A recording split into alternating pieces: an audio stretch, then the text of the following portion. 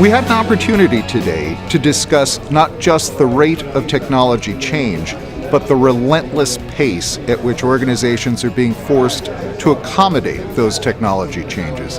The business benefits are there, but certainly the challenge of keeping up with the technology is a full-time job for anyone. The reason I love doing events like this is it brings together a diverse audience who really add a lot to the conversation. And after all, business is not just about technology, it's about people. Jim Whiteaker here with Cisco Systems, Technical Solutions Architect.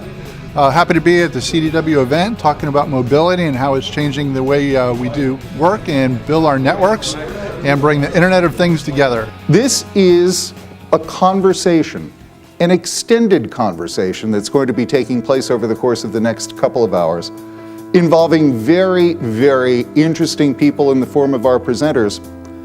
But equally importantly, if not more so, it will be the participation of all of you that's going to help make a difference here today. We have a lot of devices now that are not connected, but that eventually, over the next 5 to 10 years, even more, are just going to start jumping onto the network. All these different devices that now have a pulse into the network, whether it's wireless 2.4, whether it's Bluetooth, they're all coming into the network, giving some kind of data back. The BYOD factor, I've been hearing about BYOD for like 3 years now.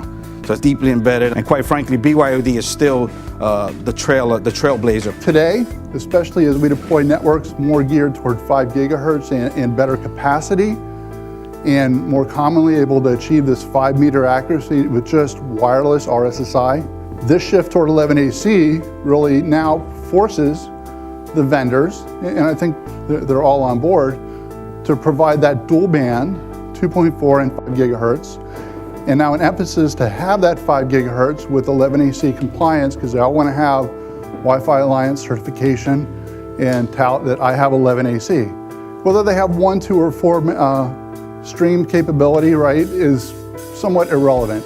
They're now moving to 5 gigahertz capable, and let's use that. So the name of the game is design a network that is, we're not saying just blow it out, spend as much money as you possibly can, but design a network that takes advantage of the latest technologies and is evaluated based on its ability to make the users of that network productive, happy, satisfied, and coming back for more.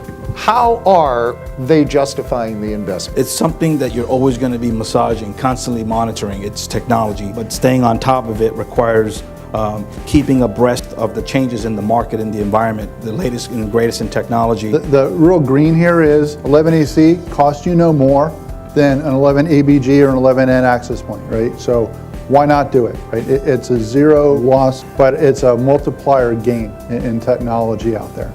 We often get pushback from IT managers, financial types, others in organizations about making additional upgrades and investments in technology. But what I always remind that audience is that business is all about the productivity of people.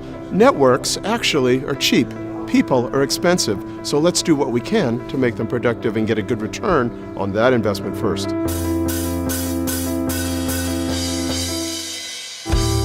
At the end of the day, the big challenge is translating the benefits of those technologies into the language of business.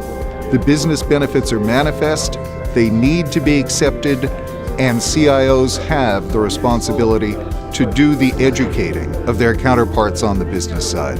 Today went a long way toward illustrating the importance, the significance of making good on the potential that's there.